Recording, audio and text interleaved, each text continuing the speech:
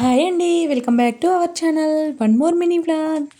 So, మనకి వేసవికాలం వచ్చిందంటే చాలు ఏదైనా చల్లగా తాగాలి, తినాలి అనిపిస్తూ ఉంటుంది కదా! సో, అలాంటి టైంలో వెంటనే షాప్‌కెళ్ళి తీసుకొచ్చుకోకుండా ఇంట్లోనే ఈజీ వేలో, హెల్తీ వేలో ఎలా ప్రిపేర్ చేయాలో చూసేద్దాం. అలాంటి రెసిపీలో ఒకటి డ్రై ఫ్రూట్ కస్టర్డ్.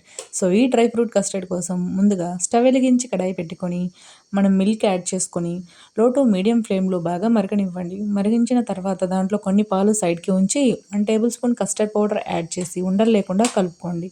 ఆల్రెడీ ఉండలు లేకుండా కలిపిన కస్టర్డ్ పౌడర్‌ని మరుగుతున్న పాలలో వేసి అడుగు మాడకుండా నీట్‌గా కలపండి.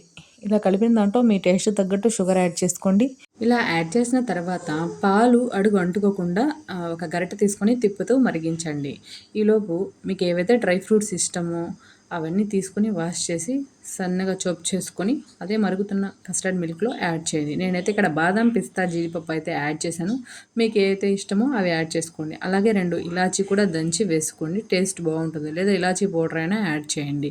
ఈ మిల్క్ కన్సిస్టెన్సీ కొంచెం థిక్‌గా అవుతుంది అన్నప్పుడు స్టవ్ ఆఫ్ చేసుకొని ఈ మిల్క్ మొత్తాన్ని ఒక బౌల్‌లోకి ట్రాన్స్‌ఫర్ చేసి కొంచెం చల్లారనివ్వండి. ఇలా కొంచెం సేపు చల్లారిన తర్వాత 1 అవర్ లేదా హాఫ్ అన్ అవర్ పాటు ఫ్రిడ్జ్‌లో ఉంచండి. ఫ్రిడ్జ్‌లో ఉంచి తీసి హాఫ్ అన్ అవర్ తర్వాత చల్లగా సర్వ్ చేసుకున్నారు అంటే డ్రై ఫ్రూట్ కస్టర్డ్ రెడీ. ఇంట్లోనే ఈజీ వేలో డ్రై ఫ్రూట్ కస్టర్డ్ ఎలా చేసుకోవాలో చూసారు కదా! సో, ఈ వీడియో కనుక మీకు నచ్చినట్లయితే please like, share and subscribe. Thank you for your more videos.